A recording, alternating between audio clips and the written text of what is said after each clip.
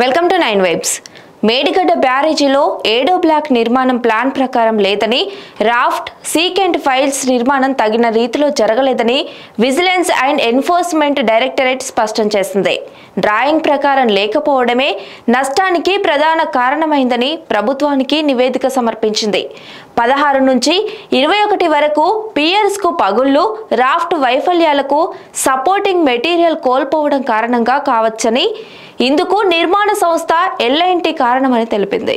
2019 June 21న బ్యారేజీ ప్రారంభించినప్పటి నుంచి నిర్వహణ సరిగా లేదని, 2019లోనే సీసీ బ్లాక్లు పక్కకెళ్లిపోవడం, ప్లింత్ స్లాబ్ పారామెట్రిక్ జాయింట్ను గుర్తించినా పట్టించుకోకపోవడంతో సమస్య తీవ్రమైందని విజిలెన్స్ తెలిపింది. ఇందుకు నిర్మాణ సంస్థ, నీటిపారుదల శాఖలే కారణమని రిపోర్టులో స్పష్టం చేసింది. తమ పరిశీలనలో తేలిన అంశాలపై vigilance and enforcement director Rajiv Ratan ప్రభుత్వానికి నివేదిక సమర్పించడమే కాకుండా సీఎం, మంత్రులు, ఎమ్మెల్యేలు మేడిగడ్డ బ్యారేజీ పర్యటన సందర్శనగా కూడా పలు వివరాలను వారు తెలిపారు.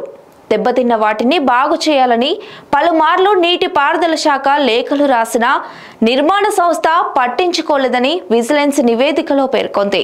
2020 మే 18న, 2021 ఫిబ్రవరి 17న, 2022 ఏప్రిల్ 6న, 2023 ఏప్రిల్ 23న లేఖలు రాసినా స్పందించలేదని, కానీ ఒప్పందానికి భిన్నంగా పని పూర్తయినట్లు ఇంజనీర్లు ధృవీకరణ పత్రాలు ఇచ్చారని స్పష్టం చేసింది.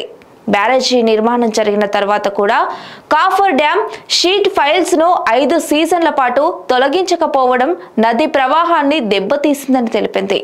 ఒప్పందం ప్రకారం బ్యారేజీ అప్పగింతకు సంబంధించిన పని జరగలేదని, వీటికి నిర్మాణ సంస్థ కారణమని నివేదికలో స్పష్టం చేసింది. డ్యామ్ సేఫ్టీ యాక్ట్ ప్రకారం వర్షాకాలానికి ముందు, తర్వాత బ్యారేజీని తనిఖీ చేయాలని పేర్కొంది. ఇందులో ఏమైనా గుర్తిస్తే రాష్ట్ర డ్యామ్ సేఫ్టీ అధికారులకు నివేదించి ఏం చర్యలు తీసుకోవాలన్నది తెలుసుకోవాలని తెలిపింది. అయితే ఇలాంటి తనిఖీలు జరిగినట్లు కనిపించలేదని విజిలెన్స్ నివేదికలో తేటతెల్లం చేసింది. బ్యారేజీలో మేజర్ బ్లాకులు ఉప గుత్తేదారు నిర్మించినట్లు వస్తున్న ఆరోపణలపై విచారణ కొనసాగుతుందని విజిలెన్స్ అండ్ ఎన్ఫోర్స్మెంట్ వివరించింది.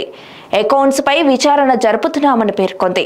పనులు పెండింగ్ లో ఉన్న బ్యాంకు గ్యారంటీలను విడుదల చేశారని తెలిపింది. దీనికి కారణం నీటిపారుదల శాఖ అని విజిలెన్స్ అండ్ ఎన్ఫోర్స్మెంట్ నివేదికలో స్పష్టం చేసింది. మరిన్ని అప్డేట్స్ కోసం చూస్తూనే ఉండండి 9 వైబ్స్.